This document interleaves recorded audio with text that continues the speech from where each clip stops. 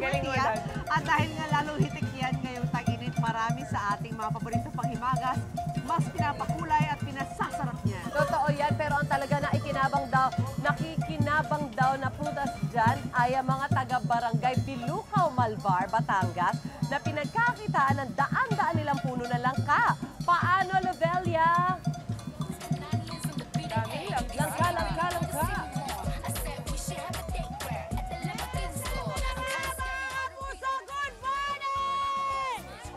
Yes! Ako, energy! Kung energy ang mga taga-Malvar dito sa Batangas, mga kapuso. Ako, ang ating bansa ay isang tropical na country. Kaya naman, hitik na hitik sa mga prutas ang bansang Pilipinas, mga kapuso. Lalo na ngayong panahon ng tag-init!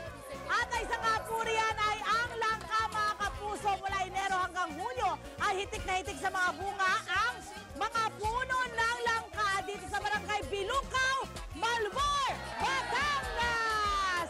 Sila lang naman po ang nangunguna sa produksyon ng mga langka, mga kapuso, na aabot sa daang-daan ang bilang. Bongga, mula sa mga puno ay isa-isang binabalot sa sako ang mga yan para maprotektahan bago po pitasin. At hitaw na nga, nako, makakaroon tayo ng testing ngayon, mga kapuso, dahil may mga hinog na tayong mga langka. Makakasama natin si Ma'am Imelda, Melanie, para kunin itong ating hinog. Ito-check natin. Paano nyo chine-check? Ganito po pag chine-check, tusukan niyo po siya. Tutusukan? Opo, ng triangle. Tapos, Ay, para yung makuha palang natin. Watermelon? Oh, yes po, Okay, parang then, watermelon din kukunin niyo. Yan. hinog na yung ganyan? Yes po, hinog Okay, na. pag dilaw, hinog na Yes talaga. po, para maano nyo, titikman nyo siya. Oh, Ganyan. pasok na yon. Madami. Yes! Matamis na, mga kapuso.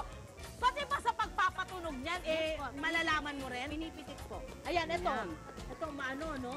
Ito hinog na to, hindi pa. Hindi pa masyado. Ito, Pero ito pati- yung, iba yung tunog nila. Ay, oo nga. At saka malambot. Oo, mas maano to, mas malakas ang tunog kaysa rito. Yes, Ayan, ganun pala, at least nalaman na natin. So ngayon naman ay, aalamin na natin, sasamahan tayo ni Ma'am Melanie dito sa loob. Dahil, di ba, busy na sila ngayon dito. Aalamin natin, paano nga ba prepare naman ang kanilang langka dito po sa kanilang pagawaan. Mapalad po tayong makapasok dito po sa kanilang pagawaan. And they're so generous, mga kapuso, para ipakita yan. At nag-uumpisa daw po yan sa paghihimay. Ayan. Meron silang tinatawag itong pahimayan o himayan ng langka. Pero bago tayo maghimay, mga kapuso, alamin muna natin dahil grabe, ang higante ng mga langka nila rito.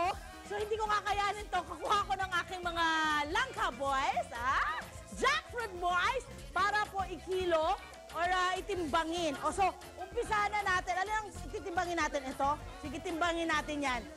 Ito? O ito? Alin ang mas malaki dyan? At so, mahaba Yun, siksik. Oo, ilan? Tingnan natin, ilang kilo yan? 20 kilos, mga kapuso!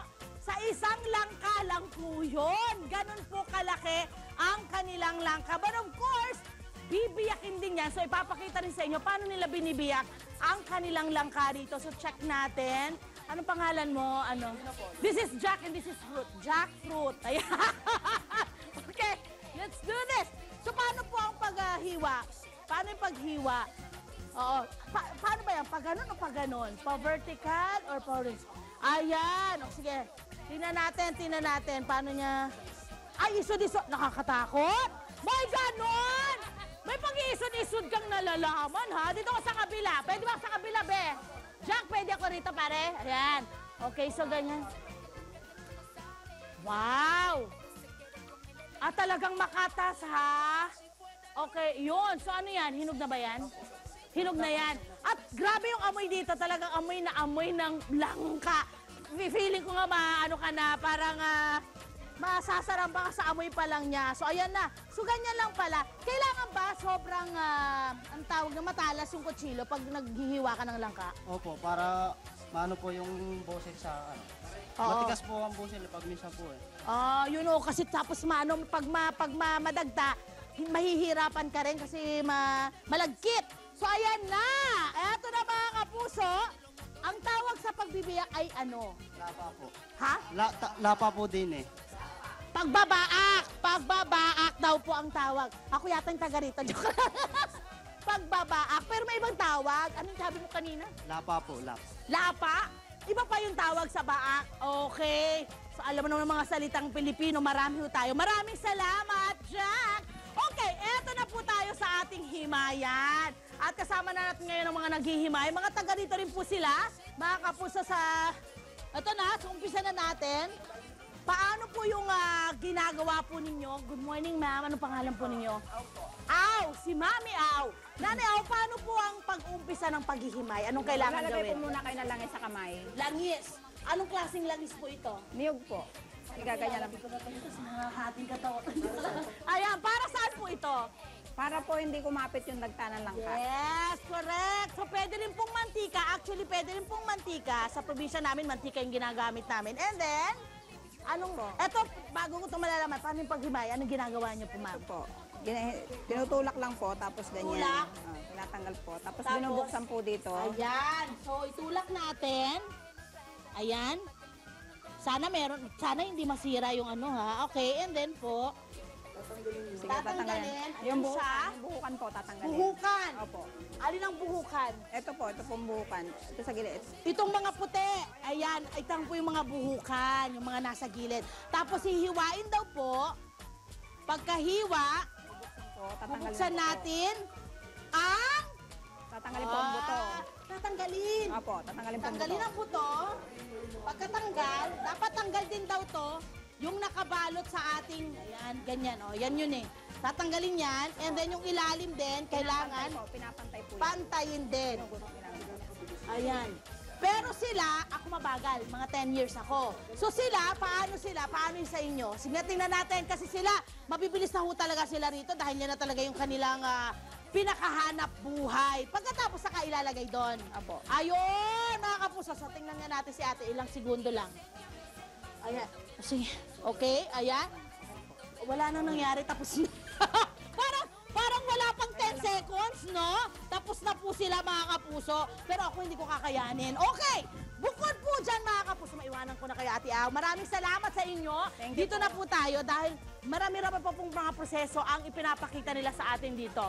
Ito naman po yung mga panghalo-halo. Okay, makikiraan. Dito lang sa ilalim. Ayan.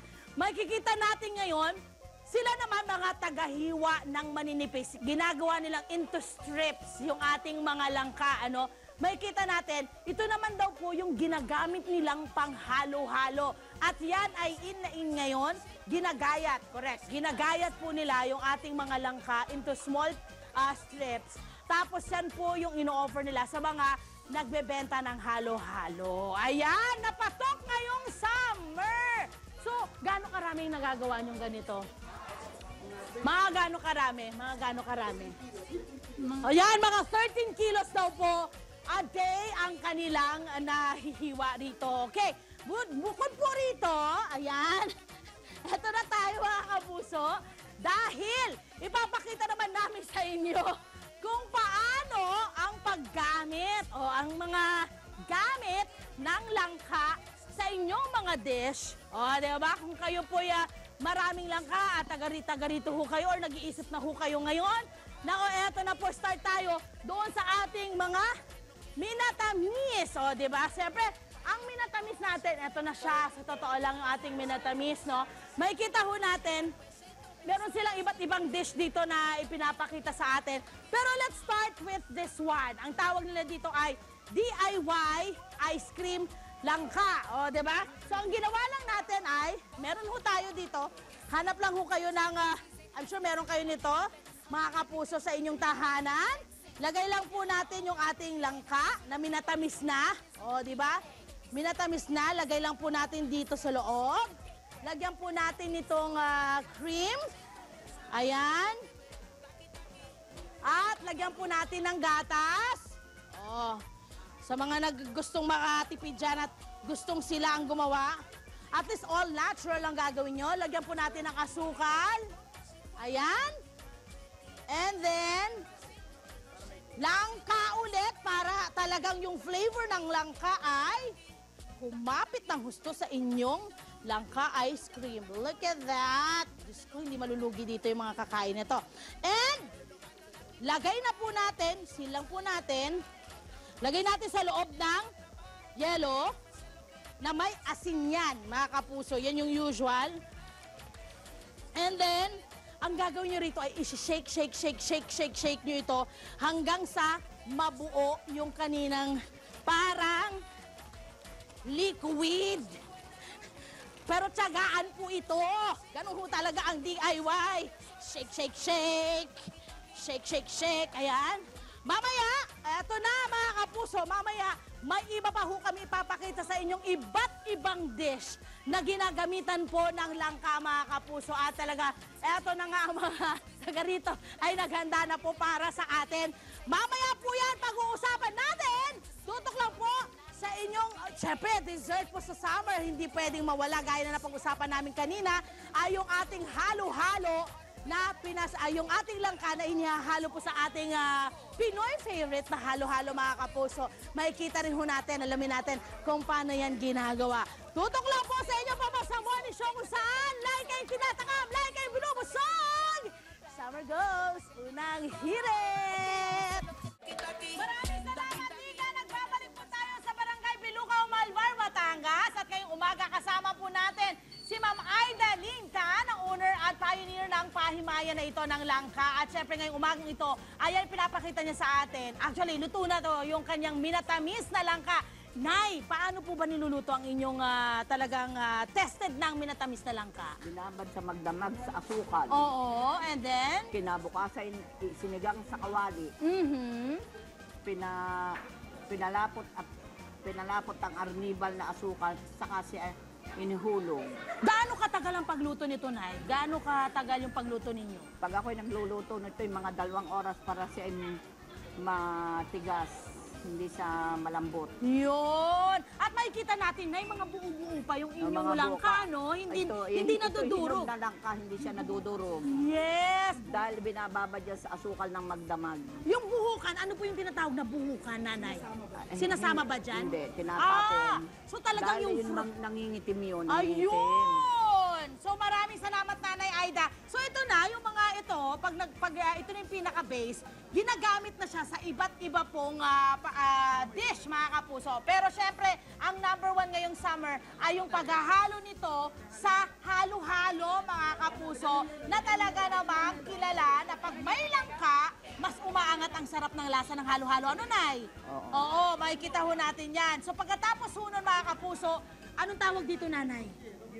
Ginatang bilo-bilo naman. Yan, Nilalagyan din ng langka. Ayan, nilalagyan din po yan ng langka. Okay. Siyempre, meron din po tayong turon. Of course, May lahok na langka. hindi rin masarap pag walang langka yan. Uma-add rin po ng flavor ang langka. Okay. Aside from that, mga kapuso, kung gusto nyo pang-ulam, pang-gulay na, meron din. Meron mula sa buko ng langka. Yes, meron pang ganon. Meron po silang yung classic po na Tagalog, ginataang langka. Ginataang Tagalog. Kaldereta, langka. Meron po tayong Humba langka. humba langka at cheesy. Sisig langka. Yanggol, mga kapuso. Ayan, maraming salamat, Nanay Aida. Eto na, mga kapuso, meron ho tayong pag-game doon sa ating mga kapusong nandito. Iwanan ko muna kayo, Nanay. Siyempre pa, mga kapuso, tatawagin po natin itong Langka Mukha Game. Okay, so ang gagawin lang po nila, yung pong kanilang mga mukha, ang uulo, ay nakabalot po ng ating stocking sa kapuso. At yung sila'y lalapit dito sa langka para maghimay. Okay? Ang pinakamaraming maghihimay o paghiwalay-hiwalayin yung laman ng langka sa buto ay siya pong magwawagi. Meron bang oras to? Pabilisan! Are you ready? Set! Go! Pati ako na pag ganun ako. Okay, so nakita natin, mabilis. Meron na siya agad isa. Abad! Dalawa na! Nakadalawa na! Okay? Si ate parang wala. Tatlo. Ating stocking natin. Nakakahinga ka naman? Ay,